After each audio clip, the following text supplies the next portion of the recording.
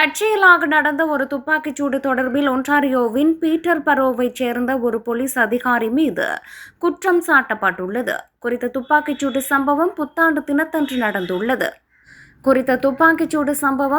தினத்தன்று நடந்தது. இதன்போது சுடப்பட்ட ஒரு தோட்டா ஒரு சுவரை தாண்டி சென்று அயல் வீட்டில் வசிப்பவரின் படுக்கை அறைக்குள் நுழைந்தது.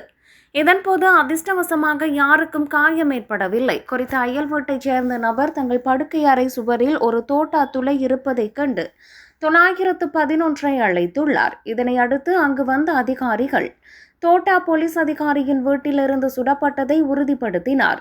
சம்பவத்துடன் தொடர்புடைய துப்பாக்கியை குறித்த அதிகாரி சமீபத்திலேயே வாங்கியுள்ளார். ஒரு சுயாதீன நிபுணர் துப்பாக்கியை பரிசோதனை செய்ததோடு மேலதிக சோதனைகளுக்காக துப்பாக்கி உற்பத்தியாளரும் தொடர்பு கொள்ளப்பட்டார். பின்னர் அந்த அதிகாரி கைது செய்யப்பட்டு கவனக்குறைவாக துப்பாக்கியை பயன்படுத்தியமைக்காக குற்றம் சாட்டப்பட்டுள்ளார்.